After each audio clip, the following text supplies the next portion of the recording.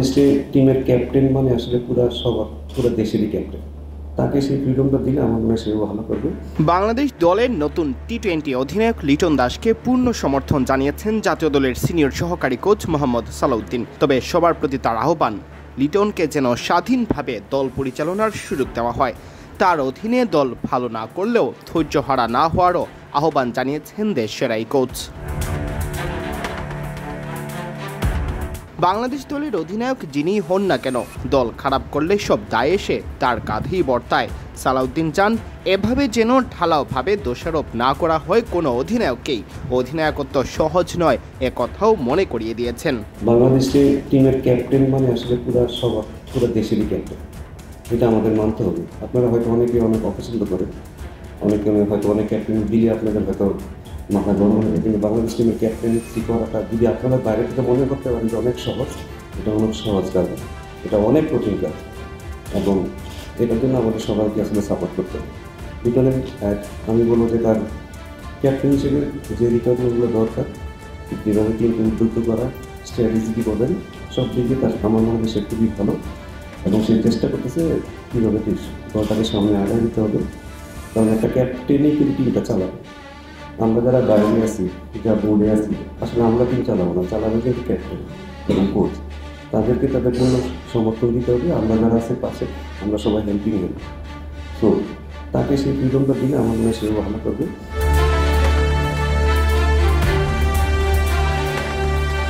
দলের যিনি অধিনায়ক, তিনি তো প্রতিনিধিত্ব করছেন দেশকেও। এই কথা মনে করিয়ে সালাউদ্দিন বলেন, লিডার কিন্তু সবসময় দিয়ে বানানো যায় না, এটা সবসময় একটা সহজাত প্রকৃতি, সবাই লিডার হতেও পারে। সো এবং মনে করতাম যে ক্যাপ্টেন্সি যখন কেউ করে, সে কিন্তু পুরো বাংলাদেশের প্রতিনিধিত্ব করে, তারপর অনেক চাপ থাকে। তবে তাকে সেই সমর্থনটা দেওয়াটা কিন্তু আমাদের নেতৃত্বে।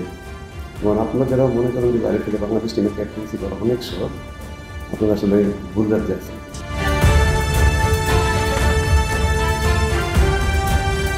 তবে মানছেন লিটনেরও আরও উন্নতি করার সুযোগ আছে।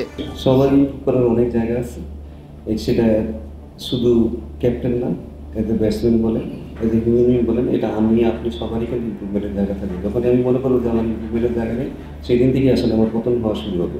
সবারই আসলে ইম্প্রুভমেন্টের সব দিকেই জায়গা আছে, এবং আমার মনে হয় তারা লিটনকে আমি যা আগে দেখছি, বাট লাস্ট সিরিজে যেভাবে দেখছি ক্যাপ্টেনশিপটা, আমার কাছে আকাশ পাতাল তফাৎ দেখেছি।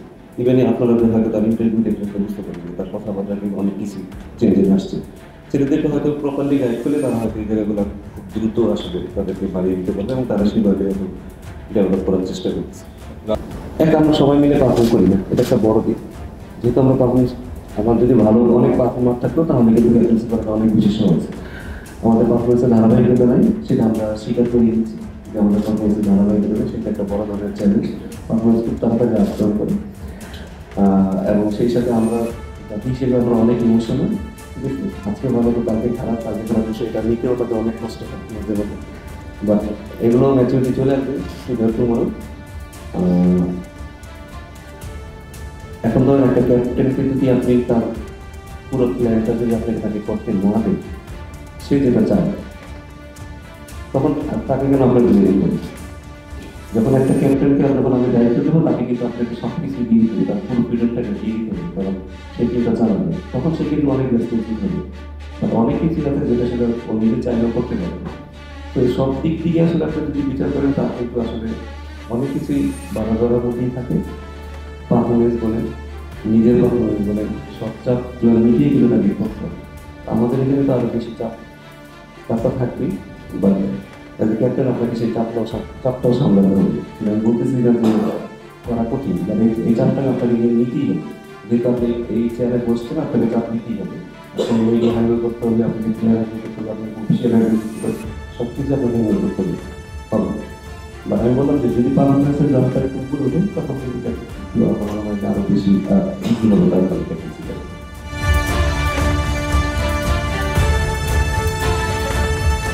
সিয়াম চৌধুরী, বিডি ক্রিক টাইম।